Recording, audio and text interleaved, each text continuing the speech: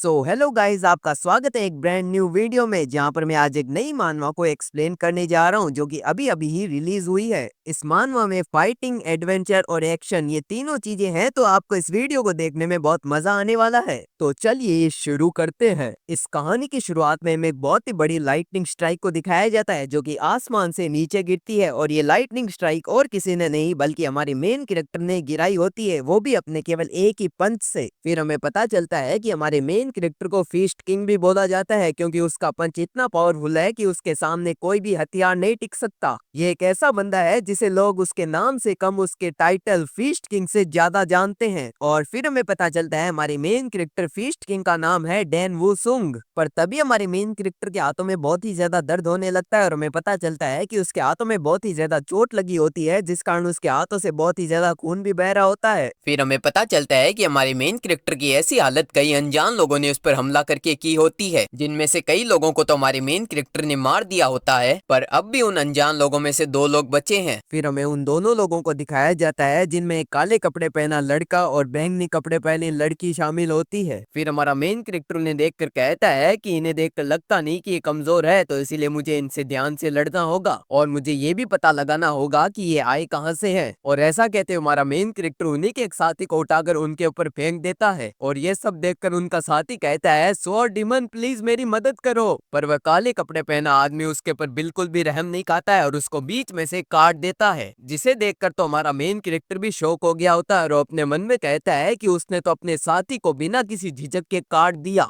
सच में ये बहुत बुरे लोग हैं। और तभी हमारा मेन कैरेक्टर उस काले कपड़े वाले आदमी के स्वॉर्ड पर एक लेबल देखता है जिस पर लिखा होता है ब्लड, जिसे देखकर हमारा मेन कैरेक्टर समझ जाता है कि तुम इतने क्रूअल हो और तुम्हारे स्वॉर्ड पर वो लेबल है तो तुम पक्का ही डीमन फैक्शन से आए हो। जिसे सुनकर वह काले कपड़े पहना आदमी नीचे उतरते हुए कहता है, बहुत बढ़िया फीस्ट किंग, मुझे तुमसे यही उम्मीद थी, और इतनी देर तुम हमारे सामने टिक भी गए तो सच में तुम्हें लोग फीस्ट किंग ऐसे ही नहीं बुलाते हैं। पर हमारा मेन कैरेक्टर से चुप कराते हुए कहता है कि बिल्कुल चुप, क्योंकि मैं तुझे अब केवल 10 अटैक के अंदर ही खत्म करने वाला हूँ। जिसे सुनकर वह काले बाल वाला बंदा अपनी तलवार निकालते हुए कहता है, कितना घमंडी है तू। और अगले ही सीन में वह हमारे मेन कैरेक्टर के ऊपर अपनी तलवार से हमला भी कर देता है और कहता है कि चल देखते हैं तेरा ये घमंड कितनी देर तक टिकता है। पर हमारा मेन कैरेक्टर उसके सभी अटैक को डॉज करते हुए उसके पेट में एक बहुत ही जोर का पंच दे मारता है, जिसे खाकर वह बंदा अपने मन में कहता है, सच में ये बहुत तेज है। पर हमारा मेन कैरेक्टर तब भी नहीं रुकता और कहता है, बेटा ये तो केवल पहला पंच है। और ऐसा कहते हमारा मेन कैरेक्टर उसके ऊपर दूसरा, तीसरा, चौथा, पांचवा, छठा बहुत सारे पंचेस की बरसात कर देता है। पर तभी हमारे मेन कैरेक्टर को रियलाइज होता है कि उसके पंच उसके अपोनेंट के वीक स्पॉट पर नहीं लगकर किसी दूसरी जगह पर ही लग रहे हैं। और जब वह पीछे मुड़कर देखता है तो उसे पता चलता है वो पर्पल कपड़े पहने लड़की उसके हाथों को अपनी पावर से रोक रही होती है, जिसे देखकर हमारा मेन कैरेक्टर कहता है कि ये किस टाइप का मैजिक है और उसने मुझे पकड़ा कब। और ऐसा कहते हुए हमारे मेन कैरेक्टर का ध्यान उस काले कपड़े वाले बंदे के ऊपर से हट जाता है, जिसका फायदा उठाकर वह काले कपड़े पहना आदमी हमारे मेन कैरेक्टर के पेट में तलवार घुसा देता है, जिससे हमारा मेन कैरेक्टर बिल्कुल ही शॉक हो जाता है। और वो काले कपड़े पहना आदमी कहता है कि लगता है बीस्ट किंग अब तुम्हारा अंतिम समय आ गया है। पर तभी वह शॉक हो जाता है क्योंकि हमारा मेन कैरेक्टर अपने आप को उस पर्पल बॉल वाली लड़की की पावर से छुड़ा लेता है और एक बहुत ही जोर का पंच उस काले कपड़े पहने आदमी की तरफ मारता है। पर अगले सीन में हमें पता चलता है कि उस काले कपड़े पहने आदमी की केवल एक खरोंची आती है और हमारा मेन कैरेक्टर उसके पास ही में मरी हुई हालत में पड़ा होता है। तो गाइस, अगर तुम्हें ये लगता है कि हमारे मेन कैरेक्टर का पंच इतना कमजोर था कि उस काले बाल वाले बंदे की एक खरोंची आई, तो तुम गलत हो, क्योंकि हमारे मेन कैरेक्टर का पंच तो इतना पावरफुल था कि उसके पंच के सामने आने वाली सारी जमीन टूट गई, वो भी बहुत ज्यादा दूर तक। और हमें पता चलता है कि उस पर्पल कपड़े वाले बंदे ने हमारे मेन कैरेक्टर के पंच को डाइवर्ट कर दिया था, जिससे वह काले बाल वाला बंदा बच जाता है। फिर वह काले बाल वाला बंदा हमारी मेन कैरेक्टर के सिर पर अंगुली करते हुए कहता है, क्या हुआ फीस्ट किंग, अगर तुझे मेरे ही हाथ से मरना था तो पहले ही मुझे कह देता।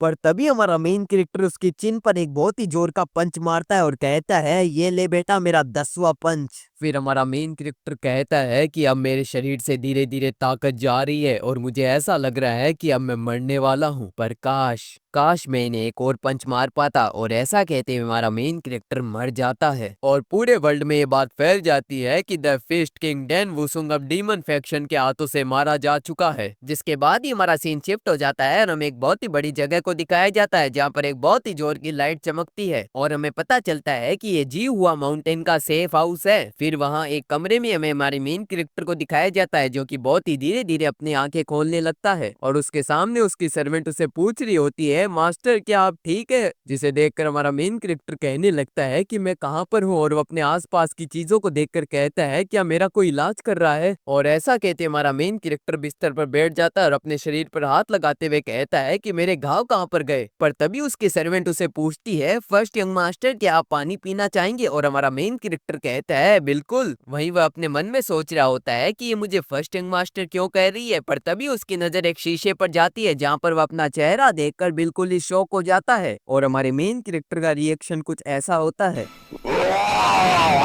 फिर हमारा मेन कैरेक्टर अपने चेहरे को खींच खींच कर देखने लगता है और कहता है कि मेरे चेहरे पर ये मास्क किसने लगा दिया है? पर जब वह अपनी गर्दन पर देखता है तो वहां पर कोई भी निशान नहीं होता है, तो वह समझ जाता है कि ये चेहरा और किसी का नहीं बल्कि उसी का है, जिस बात से वह पूरा शॉक हो जाता है। और हमारी मेन कैरेक्टर की ऐसी हरकतों को देखकर उसकी सर्वेंट डर जाती है और कहती है कि मैं डॉक्टर को बुला के ला रही हूँ। फिर हमारा मेन कैरेक्टर अपने बेड से उतरते हुए कहता है कि मुझे नहीं लगता कि ये सब डिमोनिक फैक्शन वालों ने किया है, क्योंकि अगर उनके पास ऐसी पावर होती तो वो कब का ही जियांगू पर कंट्रोल कर लेते। तो अगर उन्होंने कुछ नहीं किया तो ये बंदा है कौन? और ऐसा कहते हमारा मेन कैरेक्टर अपने चेहरे को शीशे में देखने लगता है और तभी हमारी मेन कैरेक्टर को एक किताब दिखती है जिसे देखकर वह कहता है कि लगता है मुझे पता लगाना होगा कि ये बंदा है कौन। और ऐसा कहते हुए हमारा मेन कैरेक्टर उस किताब की तरफ बढ़ने लगता है, पर जब वह जैसे ही अपने बेड से उठता है तो वह लड़खड़ाने लगता है और उसे पता चलता है कि उसकी ये बॉडी बहुत ही ज्यादा कमजोर है, इतनी कमजोर कि वो ठीक से चल भी नहीं सकता। फिर जैसे तैसे वह उस किताब तक पहुंच जाता है और जब वो उस किताब को देखता है तो उस पर लिखा होता है यूनहा मर्चेंट ग्रुप, जिसे पढ़कर हमारा मेन कैरेक्टर कहता है कि ये नाम तो मैंने मेरी पिछली लाइफ में भी सुना है, ये एक बहुत ही बड़ा मर्चेंट ग्रुप है जो जीहुआ माउंटेन के अंदर बना हुआ है। फिर हमारे मेन कैरेक्टर को पता चलता है जो इस किताब का रिसीवर है वो इस बॉडी का ओनर और यूनिया मर्चेंट ग्रुप का सबसे बड़ा बेटा ली जिन इयोन है। फिर हमारा मेन कैरेक्टर वहां पड़े लेटर्स को पढ़ता है जो कि ली जिन इयोन के लिए आए थे, जिसमें कोई तो उसे जुआ खेलने के लिए बुला रहा था और कोई उससे पैसे मांग रहा था और कोई लड़की भी उसे अपने घर पे बुला रही थी। और इन लेटर्स को पढ़कर हमारा मेन कैरेक्टर समझ जाता है जो उससे पहले इस बॉडी का ओनर था वो सबसे बड़ा लूजर था। फिर हमारा मेन कैरेक्टर उन लेटर्स को छोड़कर सोचने लगता है क्या किसी ने मेरे पर मैजिक किया है या मेरे मुंह पर किसी ने मास्क डाल दिया है? पर अगर ऐसा होता तो मुझे मेरी बॉडी की एनर्जी अलग फील क्यों हो रही है? तो क्या मैं सच में रीइंकार्नेट हो चुका हूँ? और तभी एक बंदा फर्स्ट यंग मास्टर चिल्लाते हुए हमारे मेन कैरेक्टर की तरफ बढ़ने लगता है। फिर वो हमारे मेन कैरेक्टर से पूछता है कि फर्स्ट यंग मास्टर क्या आप ठीक है? फिर हमें पता चलता है कि इस बंदे का नाम है गोंगसुंग जो कि ली जिन का डॉक्टर था, जिसे देखकर हमारे मेन कैरेक्टर को कुछ अच्छा नहीं लगता और वह कहता है कि ये साला है कौन? फिर वह थोड़ा रोते हुए कहता है कि यंग मास्टर मुझे पता चला कि आपको कुछ हो गया है और ऐसा सुनकर मुझे बहुत ही ज्यादा चिंता होने लगी। और ऐसा कहते हुए हमारे मेन कैरेक्टर का हाथ पकड़कर चेक करने लगता है, पर हमारा मेन कैरेक्टर अपना हाथ छुड़वाते हुए कहता है कि मुझे कुछ नहीं हुआ इसीलिए तुम्हें चिंता करने की कोई जरूरत नहीं है। जिसे सुनकर गोंगसुंग कहता है कि मुझे ये बात सुनकर बहुत अच्छा लगा तो इसीलिए मैंने आज आपके लिए स्पेशल खाना बनवाया है। और ऐसा कहते हुए अपने दो साथियों को पीछे से ऑर्डर देता है खाना लाने के लिए। फिर गोंगसुंग आगे कहता है कि आज मैंने आपके लिए चिकन सूप बनाया है जो कि आपकी बॉडी के लिए बहुत ही फायदेमंद रहेगा। जिस खाने को देखकर हमारे मेन कैरेक्टर को कुछ अच्छा नहीं लगता और वो अपने मन में कहता है कि चिकन सूप और ड्रैगन फीनिक्स सूप उन लोगों के लिए अच्छा होता है जो कि हेल्दी होते हैं, पर मैं जिस बॉडी में हूँ वो तो बीमार है, अगर मैं ये खाना खाऊंगा तो ये तो मेरे लिए जहर के समान काम करेगा। और फिर भी ये डॉक्टर मुझे ऐसा खाना खिला रहा है तो पक्का यहाँ दाल में कुछ काला है। या कहूँ तो पूरी दाल ही काली है, ये डॉक्टर नहीं बल्कि एक सांप है जो कि धीरे धीरे मुझे ही अंदर से डस रहा है। फिर वह डॉक्टर गोंगसुंग आगे कहता है कि यंग मास्टर अगर आप ऐसा खाना रोज खाएंगे तो आप जल्दी हेल्दी और जवान हो जाएंगे और फिर तो आप dragon phoenix martial art competition में भी हिस्सा ले पाएंगे। जिसे सुनकर हमारा मेन कैरेक्टर पूछता है रुको रुको इस बार कौन सा ड्रैगन फीनिक्स कंपटीशन हो रहा है? और गोंगसुन बताता है कि मुझे पूरा तो नहीं पता पर शायद इस बार 200वां ड्रैगन फीनिक्स कंपटीशन हो रहा है। जिसे सुनकर हमारा मेन कैरेक्टर कहता है तो ठीक है अब तुम जा सकते हो, मैं ये तुम्हारा लाया हुआ सूप आराम से पी लूंगा। और गोंगसुन कहता है पर मास्टर मुझे आपके पास रहने दीजिए। और हमारा मेन कैरेक्टर कहता है कि नहीं नहीं मुझे बहुत नींद आ रही है तो इसलिए प्लीज मेरे कमरे से जाओ, मुझे अकेले में सोना है। और ऐसा कहते हुए हमारा मेन कैरेक्टर गोंगसुन को निकाल कर अपने कमरे का गेट बंद कर देता है। फिर हमारा मेन कैरेक्टर अपने मन में कहता है कि अगर इस बार 200वां dragon phoenix martial art competition है तो मुझे मरे हुए अभी ज्यादा टाइम नहीं हुआ है, तब तो ये मेरे लिए बहुत बढ़िया है, क्योंकि मुझे उन डिमोनिक फैक्शन वालों से अपनी मौत के लिए बदला जो लेना है। पर सबसे पहले मुझे इस डॉक्टर गोंगसुन को ठिकाने लगाना होगा, जो कि मुझे अंदर ही अंदर से सांप की तरह डस रहा है। फिर हमारा मेन कैरेक्टर अपने हाथों को तैयार करते हुए कहता है कि बास्टर्ड, चिंता मत करना, मैं इस बार तुम्हें एक ही मुक्के में खत्म कर दूंगा।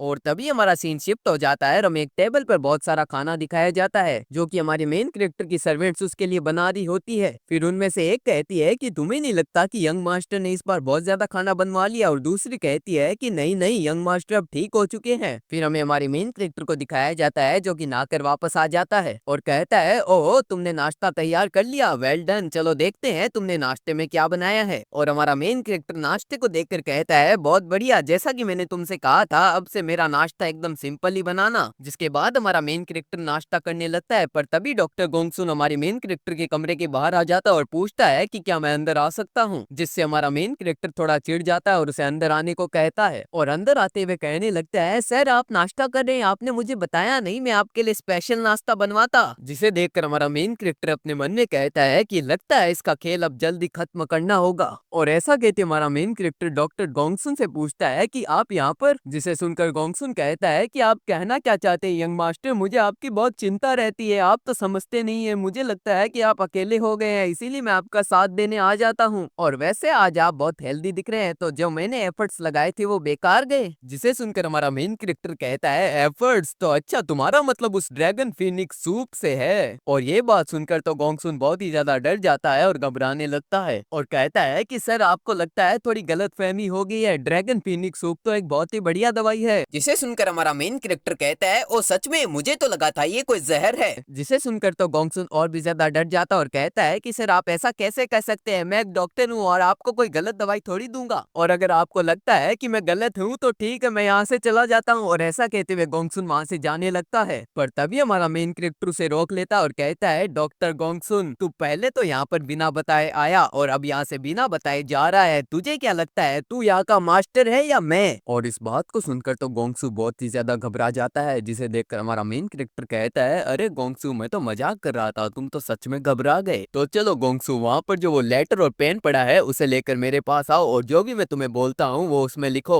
और गोंगसू ऐसा ही करता है, वह लेटर और पेन लेकर हमारे मेन कैरेक्टर के पास आ जाता है और पूछता है कि बताइए मास्टर, मुझे क्या लिखना है? फिर हमारा मेन कैरेक्टर कहता है, तो चलो लिखो, मास्टर लिन जियोन की गंभीर बीमारी के कारण मैं कुछ समय तक यहाँ पर ही रुकूंगा और मेरी जिंदगी तो वैसे भी लंबी है, तो मुझे कोई सलाह दे कि मैं आगे क्या करूं। और ये बात सुनकर तो गोंगसू के चेहरे के रंग ही उड़ जाते हैं, जिसे देखकर हमारा मेन कैरेक्टर कहता है, क्या हुआ, तुम लिख नहीं रहे? और गोंगसू कहता है कि सर मैं ऐसा कैसे लिख सकता हूँ। पर तभी हमारा मेन कैरेक्टर उसके ऊपर एक चॉपस्टिक फेंक के मारता है, जो कि बहुत ही तेजी से उसकी गर्दन के पास से निकल जाती है, जिसके कारण गोंगसू की गर्दन पर थोड़ी खरोंची आती है। और हमारा मेन कैरेक्टर कहता है कि अबे ओए बुड्ढे, मैं पुराने वाला ली जिन इयोन नहीं हूँ। और गोंगसू कहता है कि सर आप ये क्या बात कर रहे हैं, मुझे कुछ समझ में नहीं आ रहा है। जिसे सुनकर हमारा मेन कैरेक्टर कहता है, तो अच्छा तुझे कुछ समझ में नहीं आ रहा है, तो चल मैं तुझे समझाता हूँ। सबसे पहले तो ड्रैगन फेनिक्स सूप, जो कि हेल्दी लोगों के लिए दवाई की तरह काम करता है, पर मेरे जैसे बीमार लोगों के लिए जहर से कम नहीं है, और तू एक डॉक्टर होके भी वो मुझे पिला रहा था, और जब मैं वो सूप पी लेता था तब तू मेरी सीक्रेटली पल्स चेक करता था और सोचता था कि मैं अभी तक मरा क्यों नहीं। तुझे क्या लगता है मुझे इस बात का पता नहीं चला होगा? और सबसे इम्पोर्टेंट बात, तो इतना गंदा एक्टर है कि तू मुझे मारने के इंटेंशन को अपने चेहरे से नहीं छुपा पाया, और मुझे पता है कि तू अकेला नहीं है मुझे मारने की कोशिश करने वाला, बल्कि तेरे और भी साथी है, तो चल चुपचाप अपने साथियों का नाम इस कागज पर लिख दे। और गोंगसू कहता है कि सर आप मेरे ऊपर ऐसा इल्जाम कैसे लगा सकते हैं, मैं तो आपका इतना ध्यान रखता हूँ, फिर भी आपने मेरे साथ ऐसा किया, और अगर तुझे अब पता चल ही गया है तो लगता है मुझे तुझे अपने हाथों से खत्म करना होगा।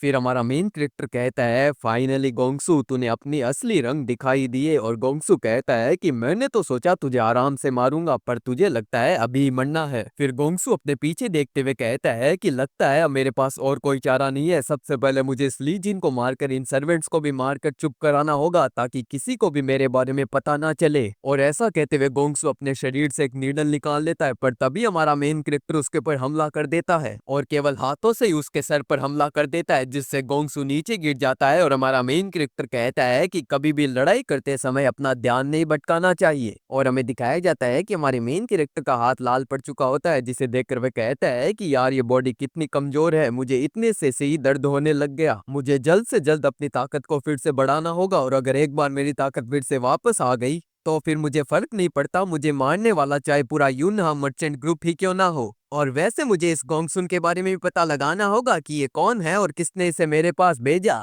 पर तभी हमारी मेन कैरेक्टर के सर में जोर का दर्द होता है और उसे ली जिन की सारी पुरानी याददाश्त याद आने लगती है, जिन्हें याद करके हमारे मेन कैरेक्टर की आंखों से आंसू आने लगते हैं। फिर हमें भी उसकी यादें दिखाई जाती है, जहाँ पर हमें पता चलता है कि ली जिंग यूनहा मर्चेंट ग्रुप के लीडर का सबसे बड़ा बेटा था, पर वह ना ही अपने दूसरे भाई जितना होशियार था और तीसरे भाई जितना ताकतवर, जिस कारण सभी उसे खानदान का कलंक मानते थे। और अपने सिर से कलंक उतारने के लिए उसने पैसे कमाने की सोची, जिसके लिए वह जुआ और कई तरह के खेल खेलने लग गया। पर इन सब चीजों के कारण उसका कलंक तो नहीं उतरा, पर वह एक अय्याश आदमी बन गया। पर जब तक उसे अपनी गलती का पता चला तब तक बहुत देर हो चुकी थी, जिससे उसके अपने भी उससे मुंह फेरने लग गए, जिस कारण उसकी तबीयत धीरे धीरे बहुत ही ज्यादा खराब होने लगी और उसे एक दूर के विला में भेज दिया गया। और ये सब जानकर हमारे मेन कैरेक्टर को बहुत दुख होता है और वह कहता है कि पहले मुझे ली जिन की याददाश्त के बारे में नहीं पता था, पर अब मुझे सब पता है, तो मैं अब केवल मार्शल आर्ट्स पे ध्यान दे सकता हूँ। और मैं तो अभी भी सोच रहा हूँ कि इस ली जिन के पास इतनी अच्छी बॉडी थी फिर भी वो कुछ नहीं कर पाया, पर मैं अपने पास्ट की नॉलेज और कुछ सीक्रेट एलिक्सर से बहुत ही जल्द एक हाई लेवल का मार्शल आर्टिस्ट बन जाऊंगा।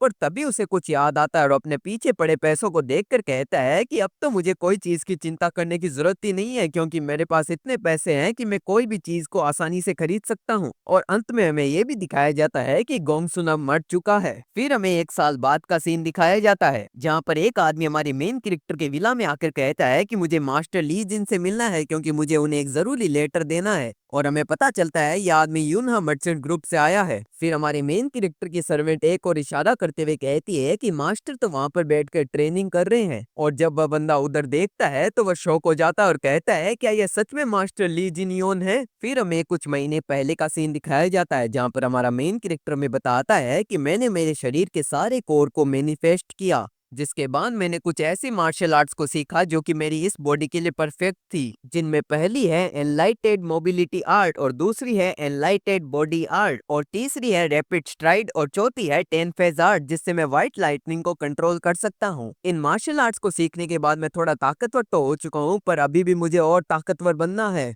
और ऐसा कहते हमारा मेन कैरेक्टर एक पत्ती को अपने पैरों से ही काट देता है। पर तभी वह बंदा हमारे मेन कैरेक्टर को आवाज लगाते हुए कहता है मास्टर जिन इयोन, मैं गार्ड्स कोड का मेंबर हूँ और मेरा नाम है मॉकिन सियोप और मैं यहाँ पर आपके लिए एक लेटर लेके आया हूँ। जिसे सुनकर हमारा मेन कैरेक्टर उससे अपना लेटर मांगता है और हमारे मेन कैरेक्टर की ऐसी बॉडी देखकर वह बंदा शॉक हो जाता है और कहता है क्या ये सच में मास्टर जिन ही है, पर मैं जिस मास्टर को जानता हूँ वो तो खून की उल्टियाँ करते थे और वो बहुत ही दुबले पतले थे, फिर ये अचानक से इतना बदल कैसे गए। पर तभी हमारा मेन कैरेक्टर कहता है कि अपने सपनों की दुनिया से बाहर आ और मुझे अपना लेटर दे। फिर हमारा मेन कैरेक्टर उस लेटर को पढ़ता है, जिसमें लिखा होता है कि उसके पापा की तबीयत बहुत ही ज्यादा खराब है और उसमें आगे ज्यादा कुछ नहीं लिखा होता है, जिसे पढ़कर हमारा मेन कैरेक्टर कहता है कि इसमें आगे कुछ लिखा क्यों नहीं है कि मेरे पापा किस कारण से बीमार पड़े। और वो बंदा बताता है कि ये सब ओयुंग क्लैन के कारण हो रहा है, क्योंकि वो हमारे ऊपर इतनी प्रोटेक्शन फीस चार्ज कर रहे हैं जिसके लिए हमें बहुत भारी कर्ज भी लेना पड़ रहा है। जिसे सुनकर हमारा मेन कैरेक्टर कहता है कि वो इतनी प्रोटेक्शन फीस चार्ज कर रहे हैं तो वो उसके लायक काम भी करते होंगे। और वो बंदा बहुत ही गुस्से में कहता है कि नहीं, वो कुत्ते बिल्कुल भी काम नहीं करते हैं। जब अभी लिटिल डाइटी सेठ ने हमारे ऊपर बहुत ही भारी टैक्स लगाने की बात की तब भी उन्होंने कुछ नहीं कहा। उन्होंने बस ये कहकर बात को टाल दिया कि वो मेन प्लेन पर आने वाले बड़े इश्यू को ही संभालेंगे, उनके लिए छोटे इश्यू कोई काम के नहीं है। और हमारे जो गार्ड कैप्टन है वो भी ओयुंग हू के खिलाफ नहीं बोल सकते हैं। और ओयुंग हू का नाम सुनकर हमारा मेन कैरेक्टर कहता है कि इसका नाम तो मैंने मेरी पिछली लाइफ में भी सुना था, ये जियांग हू का एक स्ट्रॉन्ग बंदा है। फिर हमारा मेन कैरेक्टर कहता है तो अच्छा, मुझे केवल ओयुंग हू से बात करनी है, फिर हमारी सारी समस्याएं ठीक हो जाएगी। जिसे सुनकर वो बंदा कहता है नहीं मास्टर, एक और बड़ी समस्या है जिसके कारण आपके पिताजी की ये हालत हुई है। अभी कुछ ही दिनों पहले आपके दोनों भाइयों के बीच में स्वॉर्ड फाइट हुई और जब आपके पिताजी ने ये चीज देखी तो उनको बहुत बड़ा सदमा लगा और उनकी ये हालत हो गई। और हमारा मेन कैरेक्टर समझ जाता है कि उसके पापा की हालत उनके गुस्से के कारण हुई है। फिर हमारा मेन कैरेक्टर अपना सर पकड़ते हुए कहता है कि मुझे तो यकीन भी नहीं हो रहा, उन दोनों नमूनों ने पापा के सामने लड़ाई की, वो भी नॉर्मल लड़ाई नहीं बल्कि स्वॉर्ड फाइट। और हमारे मेन कैरेक्टर को इतना सीरियस देखकर वो बंदा कहता है कि आप चिंता मत करिए सर, अब उन दोनों के बीच में सब कुछ ठीक है। और हमारा मेन कैरेक्टर बड़ा ही सीरियस लुक देते हुए कहता है पर मैं ठीक नहीं हूँ, और ये लेटर तुम अपने पास ही रखो क्योंकि मैं अब खुद वहां पर आ रहा हूँ। पार्ट 2 की शुरुआत में हमें उसी बंदे को दिखाया जाता है जो कि पहले हमारी मेन कैरेक्टर को बुलाने गया था, और इस समय वो अपने साथियों को बता रहा होता है मैं मजाक नहीं कर रहा, फर्स्ट यंग मास्टर सच में पूरे बदल चुके हैं, और तो और उनकी बॉडी एकदम परफेक्ट मार्शल आर्टिस्ट जैसी तगड़ी बन चुकी है। और इस बात को सुनकर उसके साथी जोर जोर से हंसने लगते हैं और वह कहते हैं क्या फर्स्ट यंग मास्टर की बॉडी एकदम परफेक्ट मार्शल आर्टिस्ट जैसी? अगर फर्स्ट यंग मास्टर एक मार्शल आर्टिस्ट है तब तो मैं एक लेजेंडरी मार्शल आर्टिस्ट हूँ। और उसका दूसरा साथी कहता है हाँ यार, अगर तुझे मजाक नहीं करना आता तो मेरे पास आजा, मैं तुझे मजाक करना सिखा दूंगा, पर ऐसे मजाक मत किया कर। पर तभी उसके पीछे कोई आ जाता है और अगले सीन में उसे वह अपने हाथों से दबोच कर कहता है तो अच्छा फर्स्ट यंग मास्टर अब ठीक हो चुके हैं, मुझे पता था वो लड़का बड़ा होकर बहुत ज्यादा ताकतवर बनेगा क्योंकि मैंने उसे बचपन में ट्रेन किया था। और हमें पता चलता है इस आदमी का नाम है हान योब जो कि यूनहा मर्चेंट ग्रुप के गार्ड स्क्वाड का वाइस कैप्टन है। फिर वो उसी बंदे से पूछता है क्या तुम्हें पता है फर्स्ट यंग मास्टर जिन इयोन यहाँ पर कब आने वाले हैं? और वह बंदा बताता है कि मुझे पूरा तो नहीं पता पर उन्होंने कहा कि जब सही समय होगा तो मैं वहाँ पर अपने आप आ जाऊंगा। और तभी वहाँ पर एक जोर की अनाउंसमेंट होती है कि फर्स्ट यंग मास्टर जिन इयोन यहाँ पर आ चुके हैं, जिसे सुनकर वह बंदा कहता है लगता है सही समय आ गया है। और हान यो भी अपने बंदे को छोड़कर कहता है चलो हमें यंग मास्टर को ग्रीट करने जाना चाहिए। और इस बात को सुनकर उसकी गार्ड स्क्वाड का मेंबर कहता है अबे क्या जरूरी है उस बंदे को ग्रीट करने जाने की? और इस बात को सुनकर उनका वाइस लीडर हान सियोप कहता है अबे तुम ये बात मत बोलो, हमें रोजी रोटी वही देते हैं। मतलब ये यहाँ पर ये कहना चाह रहा है कि ये यूनहा मर्चेंट ग्रुप की फैमिली को गार्ड करते हैं, वही हमारा मेन कैरेक्टर भी तो यूनहा मर्चेंट ग्रुप के लीडर का बेटा है, तो इनकी ये भी जिम्मेदारी है कि वो हमारे मेन कैरेक्टर जिन इयोन को भी गार्ड करें क्योंकि यूनहा मर्चेंट ग्रुप ही तो इन्हें पैसा देती है इनके खाने पीने रहने के लिए और कपड़े वपड़े सब चीजें। मतलब फिर अगले सीन में हमें हमारे मेन कैरेक्टर को दिखाया जाता है जो कि यूनहा मर्चेंट ग्रुप के बाहर खड़ा होता है और चारों ओर देखकर वह कहता है मुझे पता नहीं था कि यूनहा मर्चेंट ग्रुप इतना बड़ा है, मैंने तो इसका नाम केवल पिछली लाइफ में कहानियों में ही सुना था। फिर जैसे ही हमारा मेन कैरेक्टर और अंदर जाने लगता है तो वह कहता है बाय द वे यहाँ पर मेरा कोई वेलकम करने क्यों नहीं आया? पर तभी हमारी मेन कैरेक्टर के सामने गार्ड स्क्वाड के मेंबर्स आ जाते हैं जिन्हें हान सियोप लीड कर रहा होता है और वह आकर हमारे मेन कैरेक्टर को वेलकम करते हैं। जहां पर हान सियोप पहले तो अपना इंट्रोडक्शन देता है, मेरा नाम है हान सियोप जो कि गार्ड स्क्वाड का वाइस कैप्टन है, और वैसे यंग मास्टर मुझे आपको इतना हेल्दी देखकर बहुत ज्यादा खुशी हुई है। पर ये सब देखकर हान सियोप का साथी खुश नहीं होता है क्योंकि पहले जब हमारा मेन कैरेक्टर जिन इयोन की बॉडी में रीइंकार्नेट नहीं हुआ था तब जिन इयोन ने हान सियोप के साथ बहुत ज्यादा बुरा किया था क्योंकि वो उसे बेमतलब में मारता था बस लड़कियों के सामने थोड़ा सा कूल दिखने के लिए। पर इस बार ऐसा नहीं होता, जब हान सियोप हमारे मेन कैरेक्टर को ग्रीट करता है तो सामने से हमारा मेन कैरेक्टर भी उसे ग्रीट करता है और कहता है बहुत बहुत थैंक यू मेरे जैसे एक नालायक यंग मास्टर का स्वागत करने के लिए। और इस बात को सुनकर पूरी गार्ड स्क्वाड शॉक हो जाती है और वह कहती है क्या इसने हमें ग्रीट किया और तो और इसने हमें थैंक यू भी बोला? अबे हम कोई सपना तो नहीं देख रहे ना? जिसे सुनकर वह बंदा कहता है मैंने कहा था ना यंग मास्टर पूरे चेंज हो चुके हैं। और उसका साथी कहता है हाँ यार तू तो सच बोल रहा था, यंग मास्टर तो पूरे चेंज हो चुके हैं। और हान सियोप कहता है हाँ अब वो हमारे दुश्मन नहीं बल्कि हमारे साथी हैं। फिर अगले सीन में हान सियोप कहता है कि मैंने आपके पापा को बता दिया है कि आप यहाँ पर आ चुके हैं, जिसके लिए हमारा मेन कैरेक्टर भी उसे थैंक यू कहता है। और तभी हमारे मेन कैरेक्टर के पीछे से एक लड़का आते हुए कहता है अरे अरे देखो तो कौन आया है, ठरकी जिनियन। और हमें पता चलता है ये लड़का यूनहा मर्चेंट ग्रुप के लीडर का तीसरा बेटा और हमारे मेन कैरेक्टर का छोटा भाई ली जाई इयोन है, और मैं इसे कहानी में ली बोलने वाला हूँ। फिर ली कहता है अबे तेरी तो बॉडी क्या, तेरी तो शक्ल सूरत सब बदल गई, पर वैसे तू मुझे घूर क्यों रहा है? और ऐसा कहते हुए ली हमारी मेन कैरेक्टर का कंधा दबाने लगता है, पर हमारे मेन कैरेक्टर को इससे बिल्कुल भी फर्क नहीं पड़ता। और ये सब देखकर हान अपने मन में कहता है अगर मैंने ली को नहीं रोका तो वो हमेशा की तरह जिन को फिर से मारने लगेगा। और ऐसा सोचते हुए हान ली के हाथ को हमारे मेन कैरेक्टर से दूर करते हुए कहता है आखिरकार तुम दोनों भाई बहुत समय बाद मिले हो, इसीलिए तुम दोनों को ऐसे लड़ना नहीं चाहिए। पर ये सब देखकर ली को बहुत ज्यादा गुस्सा आ जाता है, रोहान को एक थप्पड़ मारते हुए कहता है तेरी हिम्मत भी कैसे हुई मेरे हाथ को अपने गंदे हाथों से हाथ लगाने की। और ये सब पीछे से हमारा मेन कैरेक्टर भी देख रहा होता है। फिर ली हान से आगे कहता है हान तू केवल एक वाइस कैप्टन है, इसीलिए तेरी हिम्मत भी कैसे हुई मेरे साथ ऐसे भिड़ने की, लगता है मुझे तुझे एक लेसन पढ़ाना ही होगा। और ये सब देखकर हमारा मेन कैरेक्टर जिन ली के गाल पर अपना हाथ रखते हुए एक जोर का थप्पड़ मारता है, जिसे देखकर हान और खुद ली भी शॉक हो जाता है। फिर ली थोड़ा सा संभल कर कहता है, व्हाट द हेल जिन, तुमने मुझे मारने की हिम्मत भी कैसे की? फिर हमारा मेन कैरेक्टर ली के कंधे पर हाथ रखते हुए कहता है, ली तुझे पता है जब मैं यहाँ पर आ रहा था तो मैं सबसे ज्यादा एक्साइटेड किससे मिलने में था? वो था तू। और ऐसा कहते हुए हमारा मेन कैरेक्टर ली के कंधे को बहुत ही जोर से दबाने लगता है, जिससे ली को इतना ज्यादा दर्द होता है वो जोर जोर से चिल्लाते हुए अपने घुटनों पर बैठ जाता है। फिर वह हमारे मेन कैरेक्टर से कहता है, अबे हरामजादे मुझे छोड़। जिसे सुनकर तो हमारे मेन कैरेक्टर को और भी ज्यादा गुस्सा आ जाता है और वह कहता है, क्या तूने मुझे हरामजादा बोला? मैं हरामजादा नहीं बल्कि तेरा बड़ा भाई हूँ। और ये सब लफड़ा देखकर एक लड़का कहता है, ये पापा के रूम के सामने इतनी भीड़ क्यों है और यहाँ पर चल क्या रहा है? और हमें पता चलता है ये लड़का यून मर्चेंट ग्रुप के लीडर का दूसरा बड़ा बेटा और हमारे मेन कैरेक्टर का भाई ली हुआन इयोन है। और मैं इसे कहानी में हुआन बोलने वाला हूँ। फिर हुआन आगे जाकर हान से पूछता है, हान ये पापा के रूम के सामने क्या लफड़ा चल रहा है? और हान बताता है, ज्यादा कुछ नहीं यंग मास्टर, यहाँ पर थोड़ा ली और जिन के बीच में लफड़ा हो चुका है। और यह सब सुनकर हान अपने मन में कहता है, क्या तब तो पक्का ली बड़े भाई जिन को मार रहा होगा, मुझे जाकर उन्हें बचाना होगा। और ये सब सोचते हुए आगे जाकर कहने लगता है, ली बड़े भाई जिन के साथ ऐसा मत करो, वो बड़े दिनों बाद यहाँ पर आए हैं। पर हमें दिखाया जाता है कि यहाँ पर तो कुछ और ही सीन चल रहा होता है। यहाँ पर हमारे मेन कैरेक्टर जिन ने ली के कान पकड़ रखे होते हैं और वह कहता है, पापा के रूम के सामने ज्यादा शोर शराबा नहीं वरना मैं तेरी गुद्दी तोड़ दूंगा। फिर हमारा मेन कैरेक्टर पीछे हुआन को देखकर कहता है, अरे छोटे भाई हुआन कैसे हो, बड़े दिनों बाद मिले। और हुआन ये सब देखकर पूरा शौक हो जाता है,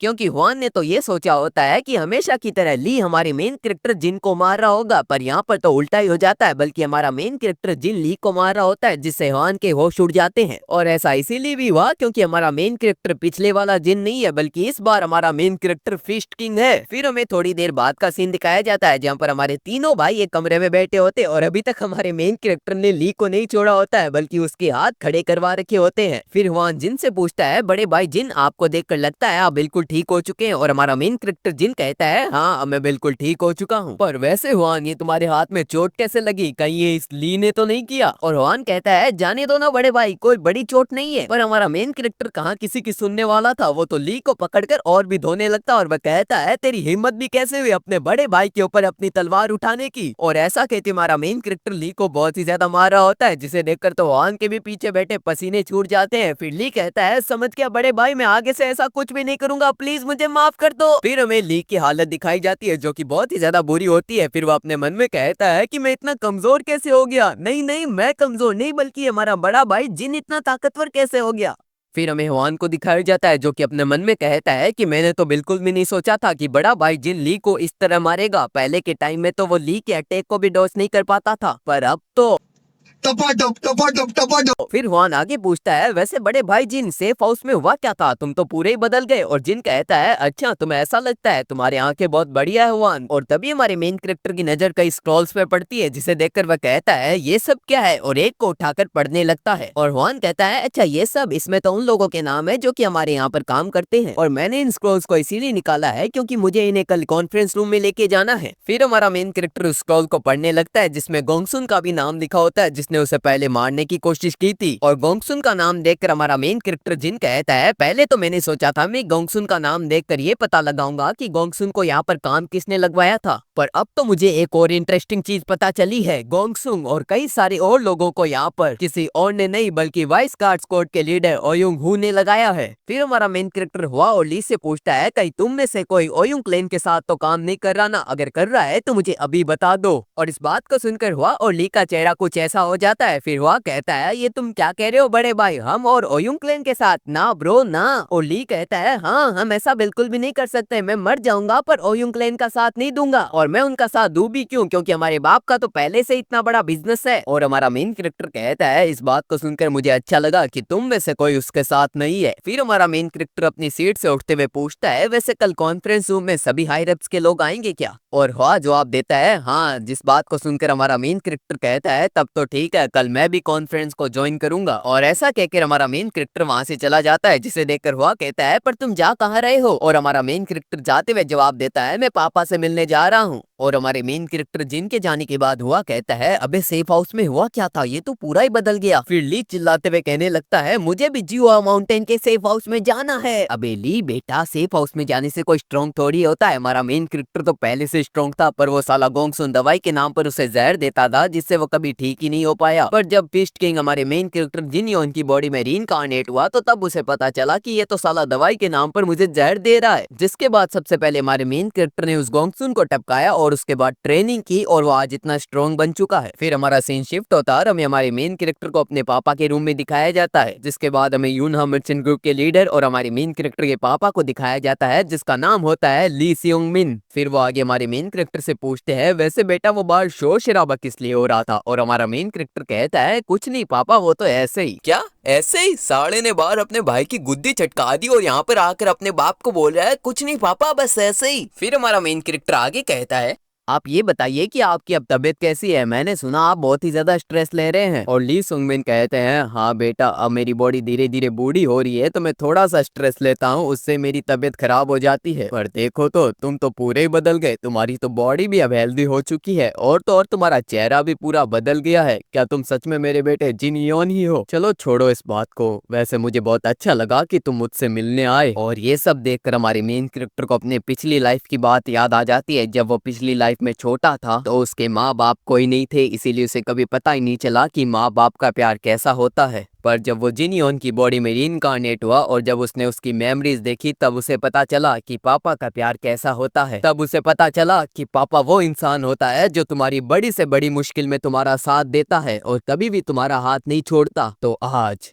जब मेरे पापा बीमार है तो मैं उनका हाथ कैसे छोड़ दूं? फिर हमारा मेन कैरेक्टर ली सुंगमिन का हाथ पकड़ते हुए कहता है, पापा अब आप चिंता मत करिए, क्योंकि मैं अब आ गया हूँ तो मैं उन सभी परेशानियों को खत्म कर दूंगा जिससे आपको स्ट्रेस हुआ है। और ली सुंगमिन हमारे मेन कैरेक्टर का इतना क्रूअल फेस देखकर कहता है, तुम क्या खत्म करने वाले हो? और हमारा मेन कैरेक्टर कहता है, अरे पापा अब आप बिल्कुल भी चिंता मत करिए, क्योंकि अब मैं आ गया हूँ तो मैं सब संभाल लूंगा। फिर हमें अगले दिन कॉन्फ्रेंस रूम का सीन दिखाया जाता है जहाँ पर हमें ओयुंग हू को दिखाया जाता है जो कि इन सभी परेशानियों की जड़ है। और तभी उसके चमचे उसके कान में कहने लगते हैं, अरे लीडर देखिए, वो तो यूना मर्चेंट ग्रुप का सबसे बड़ा बेटा है, पर वो यहाँ पर क्या कर रहा है? और हमें पता चलता है कि और किसी की नहीं बल्कि हमारे मेन कैरेक्टर जिन की बात कर रहे हैं। और ओयुंग अपने साथियों से कहता है, अरे उस निकम्मे को लगा होगा कि मैं आ जाता हूँ वरना मुझे यूना मर्चेंट ग्रुप से नहीं निकाल दे।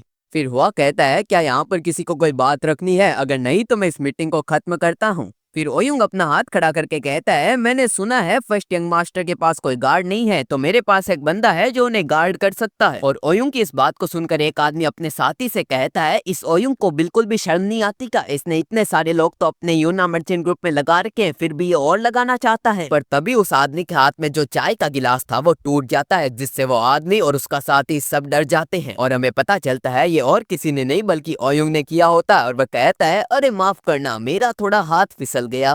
क्या यहाँ पर कोई है जो कि मेरी बात के ऊपर अपना सजेशन देना चाहता हो? पर कोई भी ओयुंग के खिलाफ नहीं बोलता है, जिसे देखकर ओयुंग कहता है, अच्छा कोई कुछ नहीं बोल रहा है तो ठीक है। पर तभी हमारा मेन कैरेक्टर अपना हाथ खड़ा करके कहता है, मुझे एक परेशानी है, इसीलिए मैं भी एक सजेशन देना चाहता हूँ। और वो सजेशन है कि इस ओयुंगू को हमारे यूना मर्चेंट ग्रुप से निकाल दिया जाए। जिसे सुनकर वहां पर बैठे लोग शॉक हो जाते हैं, क्योंकि आज तक कोई भी ओयुंग के खिलाफ नहीं गया था। और ओयुंग के साथी कहते हैं, ये क्या मजाक कर रहे हो? क्या तुम्हें पता नहीं ओयुंग सर गार्ड स्क्वाड के लीडर है? अगर वो नहीं होंगे तो तुम्हारी यूना मर्चेंट ग्रुप को बचाएगा कौन? और ऐसा कहते हुए हमारे मेन कैरेक्टर के ऊपर हंसने लगते हैं। और ओयुंग कहता है, क्या तू मुझे निकालेगा? पर लगता है तुझे पता नहीं, यूना मर्चेंट ग्रुप के ऊपर सबसे बड़ा बर्डन तू ही है, जिन। जिसे सुनकर हमारे मेन कैरेक्टर को बहुत ही ज्यादा गुस्सा आ जाता है और वो कहता है, अच्छा ऐसा क्या? और ऐसा कहते हमारा मेन कैरेक्टर एक बहुत ही जोर का पंच तैयार करता है और उसे जमीन में दे मारता है, जिससे एक बहुत ही बड़ा धमाका होता है। और जहाँ पर हमारे मेन कैरेक्टर का पंच लैंड होता है वहाँ की जमीन भी टूट जाती है। और हमें दिखाया जाता है कि ओयुंग तो ये देखकर बिल्कुल ही शॉक हो जाता है। और हमारा मेन कैरेक्टर आगे कहता है, अबे कुत्ते, तुझे थोड़ी पावर क्या मिली? तू तो अपने आप को यूना मर्चेंट ग्रुप का लीडर समझने लगा, पर लगता है तुझे तेरी औकात याद दिलानी पड़ेगी, क्योंकि यूना मर्चेंट ग्रुप का असली मालिक मैं हूँ। और इसी के साथ पार्ट 2 खत्म होता है। अगर आपको ये कहानी पसंद आई तो वीडियो को लाइक कर देना, चैनल को सब्सक्राइब कर देना और अगले पार्ट के लिए कमेंट कर देना। और हाँ, यूट्यूब ने एक नया फीचर भी डाला है, जब तुम कमेंट को स्क्रॉल करोगे तो तुम्हें हाइप का बटन दिखेगा, तो इस वीडियो को प्लीज जरूर से हाइप भी कर देना।